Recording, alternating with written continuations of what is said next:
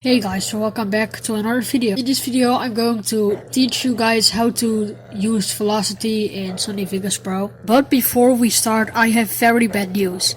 I got Valve anti-cheat banned from csgo, and I didn't actually specifically cheat against, players. I already sent Steam support a message. I sent, "Hello, I think I got false fact banned. Yes, I downloaded the cheat, but I used it for around 2 minutes against easy bots just to test. After that, I deleted it immediately. Didn't harass or cheat against any real players. Also, just to mention, the cheat I had injected did not affect any of my gameplay. Nothing of it gave me an advantage at all. Thanks for your attention. I hope I can get further attention for this." Well, the thing is, I downloaded the cheat and I accidentally left secure on at Steam. Like, I was right here, and this was accidentally at secure. So the anti-cheat was turned on while I was, testing that one cheat. So that's why I got fact banned, and I cannot be unbanned in any way, so I need to make a new account. I have lost all of my cages, skins, I had an amazing trade with somebody, I have lost that all, so yeah, that's actually pretty sad. But well, let's now just go into the video. So basically you just, look at the points where it goes up, so then you will just put a marker just like at the beat. You need to sync the velocity, so you just need to, put those markers at the right places wherever an event in a song happens, so then you can use velocity. For example, you got me so damn high. Yeah, you got me so damn high. And every word you can do velocity, or just every time you hear a specific type of beat, like drums or something, I don't know, but I'm going to do it with the voice itself this time. I'm just going to show how I get my velocity so smooth sometimes. I have had velocity in several videos, like Velocity Master and stuff. That was also very smooth velocity, and the velocity in I think my latest video, or no, my csgo video, I guess, was a bit less smooth. But yeah, that's just a different story. So now we're just going to place those markers.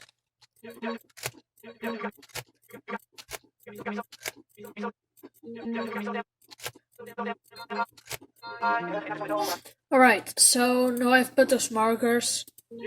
You got me so damn high. So that's on the beat right now. So what I mostly do with my clips is I mostly put it to 50. You can also change it to 25 or just any speed. I will put it to 30. Yeah, to 30 now. So yeah, you just have this slow motion clip, and at those points you're going to put velocity. So what you're gonna do is, first just put this to 60 or something, because otherwise keyframe is gonna be impossible. So you just put this velocity point at here, and you will just get a very short event between those two things. Like it will go up and down.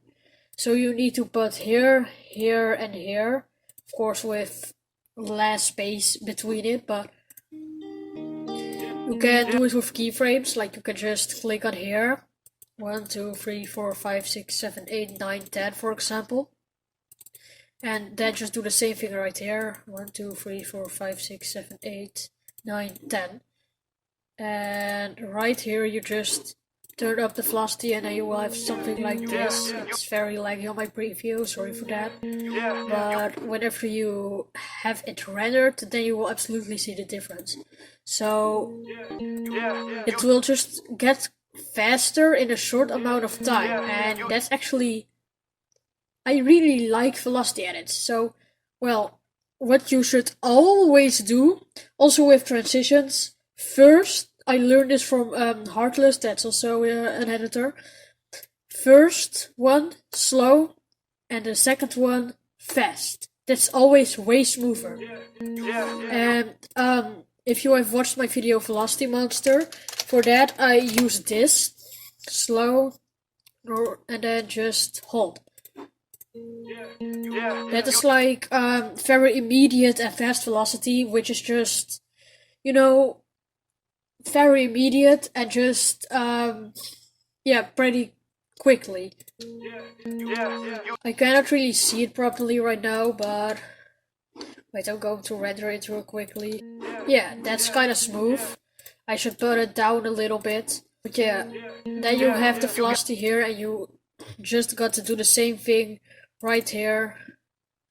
Yeah, but now those things are way closer to each other. So what I mostly do with that, I mostly just connect those with each other. So I will just do it like this. It looks quite weird, but it is actually very nice. I just put them together, and then I mostly do something like slow, fast, slow, fast. Right, let's see. You got me so. You cannot really see it that well. Wait, I'm gonna just do it like this, so it will be playing in slow motion. See? That's actually pretty nice. And I will just continue like this. What I also like to do is just put one here in the middle. And here I will just not do a lot of space, and here I will do way more space. That is something that I really like. Just so it will be very immediate. You can also use hold. That's also something very immediate, but I should just do it like this. I really like that. So you can also do it that way, but yeah. There's also very simple ways, just do this, this, this, and just put this up without doing anything with the fade type. But I don't recommend that, because that really makes the smoothness worse. So you should just do it something like this. And this is a long event, so.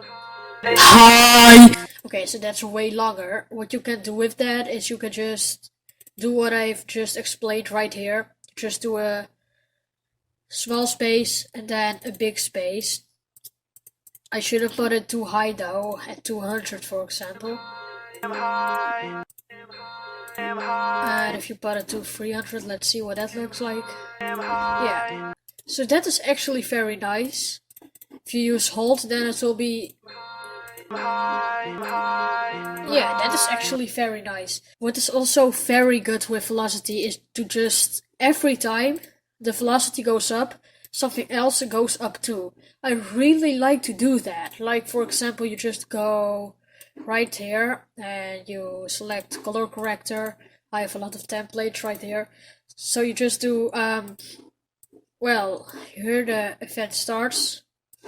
And then you basically just keyframe, for example, gain. There's a lot of things you can do, but I prefer gain.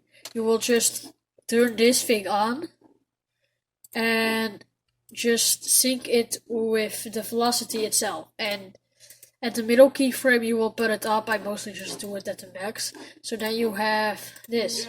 And what also fits with that is just pan or crop. If you don't know what it is, I will just show it right now. You basically just go like this.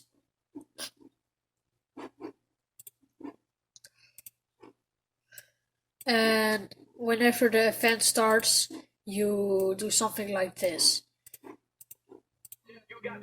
See? That's actually nice. I really like using that.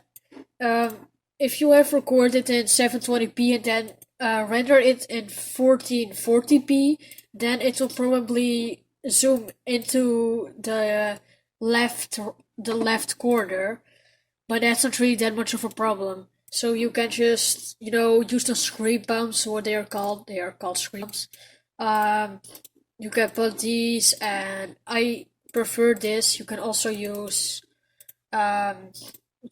pitch and a lot of effects to make it look better and more alive. So yeah, that was a tutorial for this time, guys. If you want more of these tutorials, please leave a comment and like this video. I will also make you guys vote for our next video. The next video will obviously not be CSGO. If it will, then it will probably be against bots, and otherwise I'll just do a Minecraft video. But yeah, CSGO is going to be away for a while because I just got that bad, like I told you guys about in the beginning of the video. But thanks for watching, guys. I really hope you have learned something from this and enjoyed the video. Bye!